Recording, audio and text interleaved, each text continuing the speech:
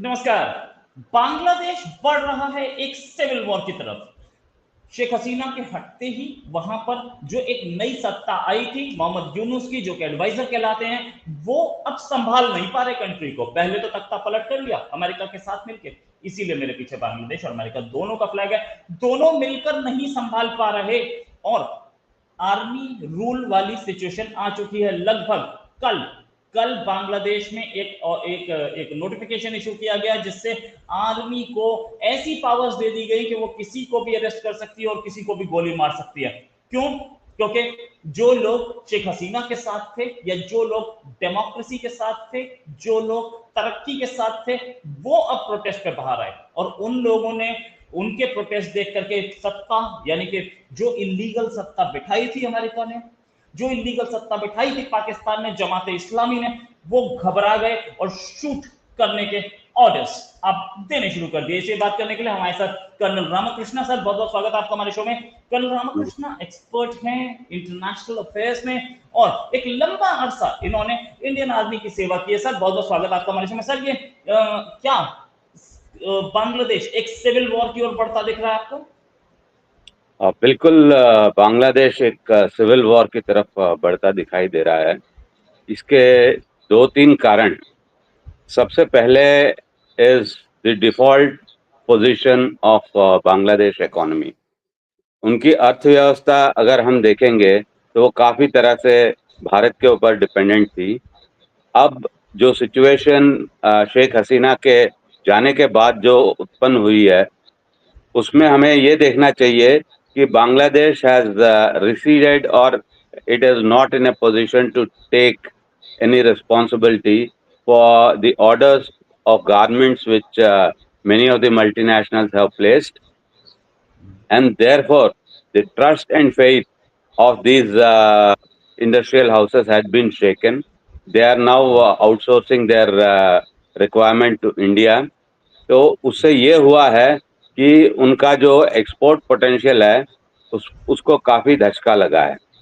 दूसरा, बांग्लादेश के जो लोन पेमेंट्स हैं उसकी परिस्थिति भी काफ़ी गंभीर है और अनलेस कोई बेल आउट इंडिया जैसे या यूएस जैसे कंट्रीज उसको नहीं देंगे तो उससे डिफ़ॉल्ट होने से बचना मुश्किल है आने वाले 2-3 सालों में। इससे ये होगा कि बांग्लादेश की डिपेंडेंसी उस कंट्रीज पे बढ़ जाएगी। थर्ड रीज़न इज ऑल्सो कि चाइना ने लगता है लगभग बांग्लादेश का हाथ छोड़ दिया है। उसे नहीं लगता कि वो बांग्लादेश को और मदद कर पाएगा। चाइना खुद अपने प्रॉब्लम्स में फंसा हुआ है। तो इन सारी परिस्थितियों को देखते हुए बेसिकली जो सिविल वॉर की जो सिचुएशन अभी उत्पन्न हुई है उसमें जमात इस्लामी ने स्टूडेंट्स प्रोटेस्ट को हाईजैक कर लिया था और मोहम्मद जो जो बांग्लादेश के प्रेसिडेंट हैं अभी, या बांग्लादेश के जो नेशनल एडवाइज़र हैं, national security adviser and economic adviser, उनका इस पर्टिकुलर जिन्नी को वापस बोतल में डालने का जो स्कीम है वो फेल होता हुआ नजर आ रहा है। राइट, इस पर्टिकुलर जिन को वापस बोतल में डालने की जो स्कीम है वो फेल हो रही है। जमाते इस्लामी उसने कई कंट्रीज को बर्बाद किया है, बांग्लादेश उसका लेटेस्ट विक्टिम है। यस, जमात इस्लामी के जो लिंक्स हैं वो सबसे पहले और सबसे पुराने जो इजिप्ट के मुस्लिम ब्रदरहुड हैं उनके साथ और ये ब्रदरहुड के जो लिंक्स हैं और लिंक्ड पार्टीज हैं, इन्होंने सीरिया को बर्बाद किया है, लेबनान में तबाही मचाई हुई है, पाकिस्तान में इन्होंने सिचुएशन काफ़ी बुरी कर दी है और the same you can say about Iraq also. Iraq और सीरिया को लिवेंट प्रोविंस करके कहते थे। तो आफ्टर द सेकेंड अमेरिकन इन्वेशन इनका जो हाल था, जमात इस्लामी के जो ऑफ शूट्स हैं या मुस्लिम ब्रदरहुड के जो ऑफ शूट्स हैं उनमें से एक आईसिस को भी माना जाता है, उससे बड़ी मुश्किल से दुनिया ने छुटकारा पाया। तो इनके कारनामे यमन में भी अभी फेमस हैं। तो जहाँ पर भी ये गए इन्होंने तबाही मचाई है।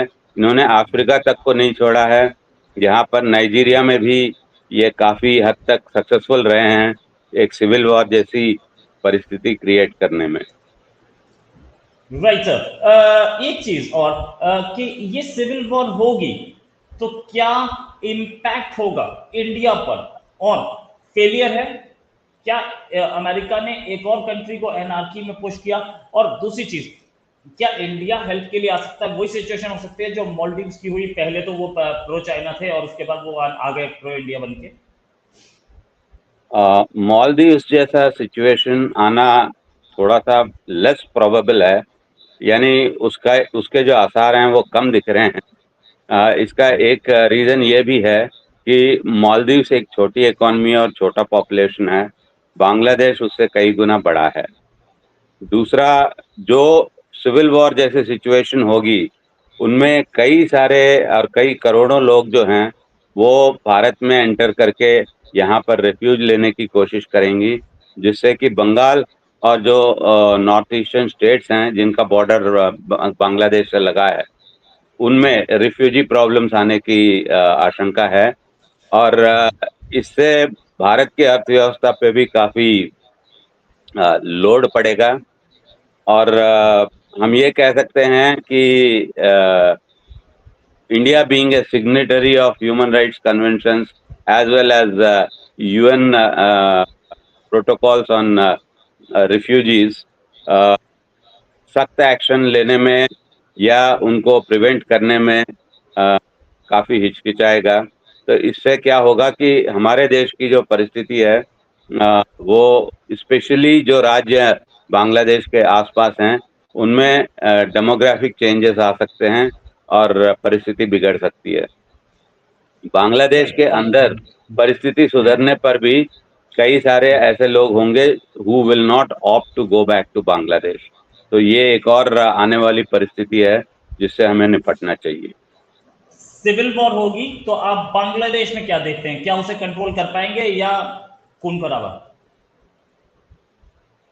सिविल वॉर के सिचुएशन में there will be a confrontation between the army and Jamaat-e Islami, because अब तक ये एक दूसरे का साथ दे रहे थे, पर अगर सिविल वॉर की सिचुएशन हुई तो जो टोटल पावर है उसको हासिल करने के लिए there will be a tussle between the army and the Jamaat-e-Islami. We can hope that the army takes over the control. उसमें भारत का ये फायदा होगा कि कमांड एंड कंट्रोल जो बांग्लादेश में जो सिक्योरिटी सिचुएशन है वो बांग्लादेशी आर्मी बेटर हैंडल कर सकती है। और Bangladeshi army is a rational army. It does not get into unnecessary ideological problems, जिससे कि ये भी हो सकता है कि there would be adequate control which India can exercise over the rulers of Bangladesh. The same cannot be said जब जब जमाती इस्लामी कंट्रोल में आएगी। Right, same can not be said जब जमाती इस्लामी कंट्रोल में आएगी। और बांग्लादेश की सिचुएशन जो है वो ये है कि अब हम देखेंगे वहां पर एक नया झगड़ा, एक इस तरीके का झगड़ा जिस तरीके का झगड़ा इससे पहले हमने कई और कंट्रीज में देखा है।